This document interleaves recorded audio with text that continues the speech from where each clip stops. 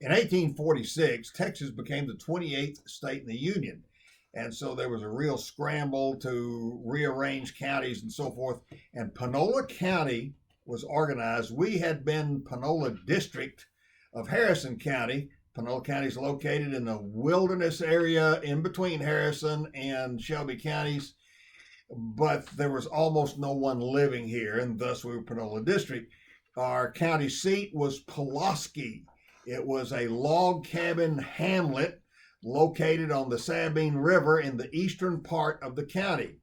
There was a little log courthouse there. It was a river ferry. But the state legislature passed a law that said that the county seat had to be within 3 miles of the center, the geographical center of the county. Most of the counties were about 30 miles one way and 30 miles north and south, 30 miles wide east and west. And so a farmer who lived in the west part of the county could not get there in his wagon. He could not get to the county seat in a day or so. So they did that. Therefore, a gentleman named Jonathan Anderson, who had received a large land grant for his service at the Battle of San Jacinto, he donated 100 acres for a town site right in the middle of the county.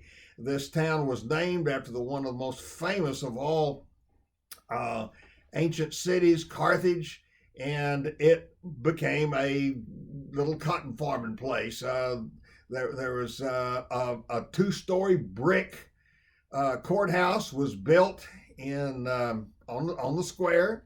It was built in the 1850s. Courthouses were being built all over the state at that time because of an influx of federal money through each county. When the town was about 40 years old in 1885, a really fine brick, beautiful Victorian courthouse was erected, and it would last until the 1950s. And the town at that time was still only about 400 people. Even though in the 1880s the population of the county was 13,000, there were not very many people in town. 400 in Carthage and maybe 75 or so in Beckville and one or two other communities around. But in 1888, the railroad reached Carthage, and when it did, the town began to experience some growth. In the meantime, there was a colorful event or two during the Civil War. While there weren't very many, well, there's only one kid that got killed in the Civil War from Panola County, but there was a young fellow. He was a former slave. His name was Milton Holland. He was raised at Holland's Quarters, just a few miles outside of Carthage. And his father, who was the plantation owner, he had several sons who were half white and half black. He sent them up north as the war clouds gathered.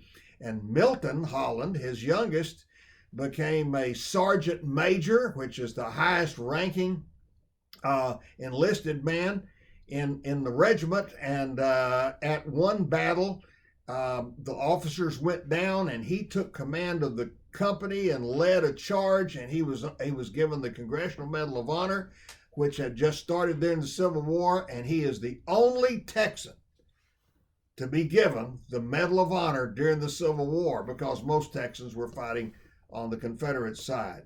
In 1888, the year the railroad would hit town, there was a terrible murder and lynching that it splashed all over the state newspapers. It was headline news for about 2 weeks. The deputy sheriff, who was the young son, he wasn't but about 21.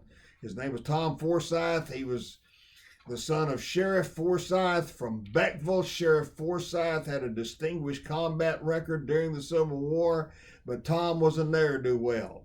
And he, as it turned out, murdered the county treasurer and cleaned out the county treasurer's safe. That was the only safe in Panola County, and it had not only tax money, but it also had the money from various stores around. And so here was this ghastly murder. He cut the guy's throat with a pocket knife. It was a terrible thing, and nobody could find out who it was. I think the sheriff suspected maybe that it was his son. A railroad detective was hired from Longview, and he came down here and pinned the case on Deputy Sheriff Tom Forsyth. Forsyth was lynched.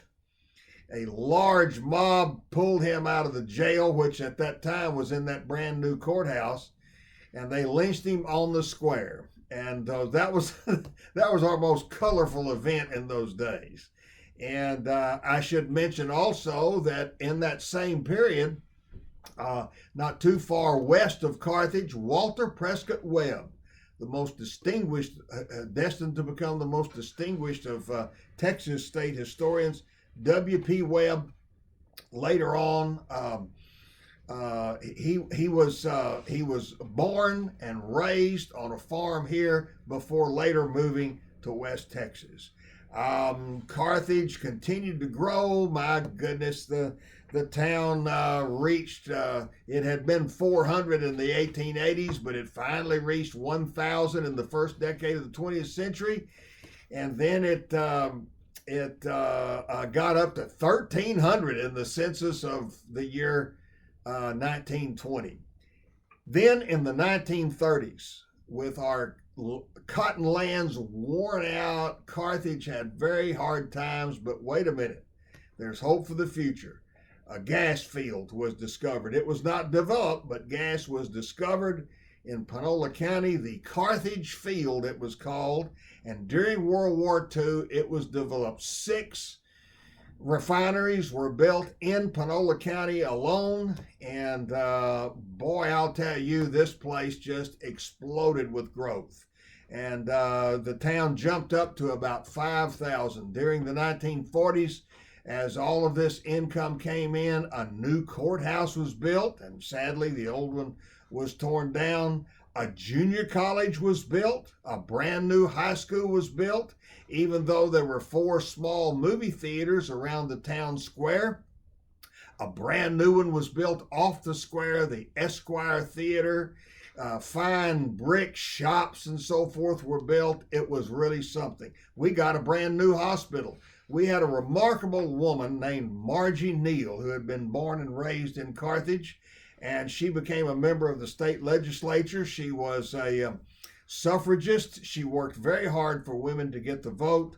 She ultimately she served 3 terms in the Texas State Senate, and then she was attracted to Washington, D.C. by President Franklin Roosevelt. She retired at the age of 70 here. She came back to Carthage, and she was the one who, having been in Washington, D.C. all this time, she knew how to get funding, and she got funding for our first hospital, Panola General, which is there to this day. And so she was quite remarkable. And then Panola College got started and kind of put us on the map. Panola College had a number of championship athletic teams, and here we were, a college town, and Panola College became the cultural center of the town. And then, as far as championships go, we came up with a remarkable coach about a decade and a half ago. We're speaking in 2020 now. Coach Scott Surratt, Panola, the Carthage Bulldogs had only won a state championship in baseball, and now he has won 8 straight state championships. Then the other thing that really put us on the map, we had a lady working at the Chamber of Commerce named Tommy Ritter Smith. She was related to the Tex Ritter family, Tex Ritter having become a very important movie star and singer. And Tex was from here. He never forgot his Panola County roots. He was born in Panola County in 1905, went to Panola schools until he was a junior in high school when the family moved down to Beaumont. And he had starred in some 60 movies and had numerous hit songs in the country field. At the same time, or almost at the same time, about 2 decades after Tex was born, in another part of the county, on a poor farm boy was born, Travis Reeves. And Travis Reeves would become known as Gentleman Jim Reeves. And this distinction gave Panola County, we are the only county in the entire United States in which 2 members of the Texas Country Music Hall of Fame are natives. And Tommy Ritter Smith got her Ritter relatives, including John Ritter, famous TV star. She persuaded them to let her have anything that she wanted of the Tex Ritter belongings. And she started the Tex Ritter Museum. It became the Texas Country Music Hall of Fame. One of our initial inductees we had 6 initial inductees, Ritter and Reeves and Gene Autry and so forth, and one of them was Willie Nelson, and he made the biggest splash of them all. Panola, the Hall of Fame became a mecca for country music, and it still is to this day. And the museum has international traffic. We have people come from everywhere, and once a year, the country music world centers on us because of the fact that we have this event, this wonderful museum, and Panola College and a hospital. We were voted several years ago one of the finest small towns in the state, in the entire United States. We were the highest ranked in the Texas thing of 100 small towns, and for my money, we're still there.